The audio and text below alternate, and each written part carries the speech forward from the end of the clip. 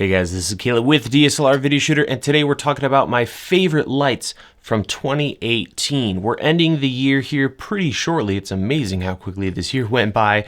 So I thought it'd be cool to do a series on various categories talking about my favorite things. So in this video, we're talking about lighting.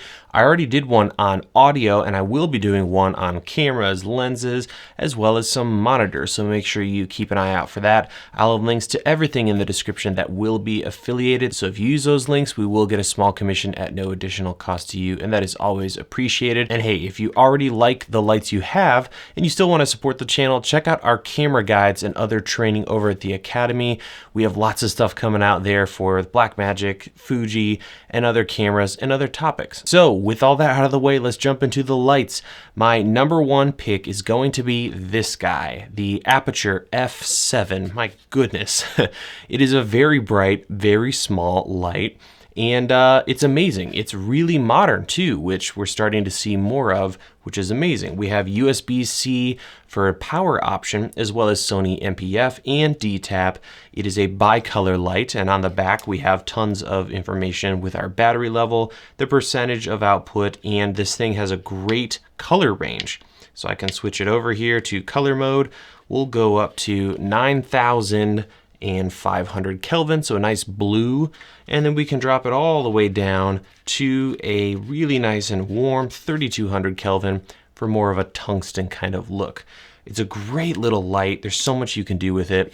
Really nice, very rugged. So if you're looking for a decent all-around light, check it out. I did a review, actually called it my favorite light, and it still kind of is. It's just such a great little tool to have. My next favorite light from this year is gotta be this guy, the Falcon HS12T. Now, right now you can see I have a matte box on it. It's got an X bracket on the back, but it's essentially a rollable LED mat. And I did a video on this and several others comparing them.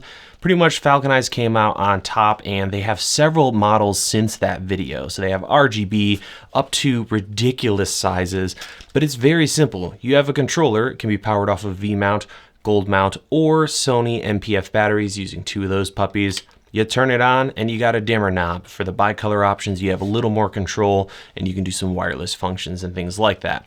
But with these soft boxes, you can get a really nice, small, compact, soft fixture, and it's really handy. I've actually used this almost exclusively for my live stream lighting in the past. I simply mount the light just above the camera and you get a really nice soft look. So you really can't go wrong with these things. They're super lightweight. You can hang them off of ceilings and things, get some nice overhead lighting, use them on your backgrounds, just so many uses, and they're going to pack up very nicely. And I love them with these little Velcro soft boxes. And this thing weighs like nothing. So phenomenal lights.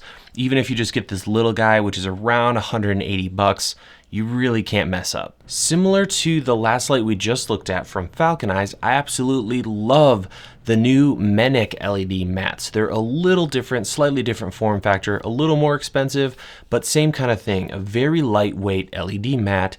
And what's cool about those is the controller is tiny. It can be controlled from your phone, and they're bicolor, and the color coming off of these is really, really good. So great CRI, great output, and the controller is actually very accurate when it comes to the reading on it, which surprisingly isn't the case with most LED lights. So if you're looking for something, again, small, super bright, bicolor, and a little better made when it comes to the quality there, check out the Menik lights. The next light on my list has got to be the KMTV F55 or F30 Fresnel lights, or focusable lights. To this day, these things are still one of the best options for a small light that you can focus. Even though they're not terribly new anymore, there's really nothing else like them when it comes to the compact form factor, the battery, on the light itself, and being quiet, bright, and good color. You just can't beat them. So I'm gonna go ahead and fire this one up here. I'll go ahead and focus the light. You can see there's a nice, tight beam there, and then I can widen it out and get a wider beam. It also has barn doors built in if you want to kind of cut the light into different shapes. This one is a bicolor option, so I can change the actual color from 3200 to 5600. They're just phenomenal. Now, they aren't the best when it comes to build quality, but again, you're just not going to find anything in this price range with these features. That said, an honorable mention is going to be this guy, one of my favorite lights of all time, but it's not really as good as the KMTV for a couple of reasons. This is the Intellitech pocket Canon, and it is made kind of like one of those old RE 150 watts. Really great construction. The beam angle on this is wonderful, full metal. Got a nice wheel here to adjust your focus beam. Really nice barn doors, tons of attachments, but the controller is separate. So you know, this is just the light fixture you see here. You also have to have a big box on the side of it, so that's not quite as convenient as the KMTV. But if you're looking for something that just feels like it's going to last forever, this is a great light to consider. The next light on the list is going to be the Aputure 120D Mark II. This is the Mark I. I'm using the Mark II right now because it is, simply put, the easiest light to get a phenomenal look with. You can't really mess up when you're using this light coupled with the brand new Light Dome Mark II. First of all, the light dome collapses. It's super easy to use, and you just get really nice, big, gorgeous, soft light. It's bright. You can dim it all the way down to 1%, which is very rare for large chip LED lights like these. And it's just been improved on an already legendary light, the Mark I, or the original 120D. So if you're looking for a daylight balanced light, unfortunately they don't have bicolor options. The 120D is just gonna kill it. It's really well made, and I mean, what else is there to say? And last but not least, just getting onto our list here at the end of 2018, another favorite light of mine is the new KMTV Boltzen Andromeda lights. I just did a review on them. Definitely check that out. I'll have a link somewhere for you. And I've got one right over here. Let me grab it and pull it into frame. It is a tube style LED light that has barn doors on it. So you can actually close up the light, and now you won't be able to, you know, see the light from the side. They're essentially quasar tubes that can be a RGB plus and minus green combination, daylight, bicolor.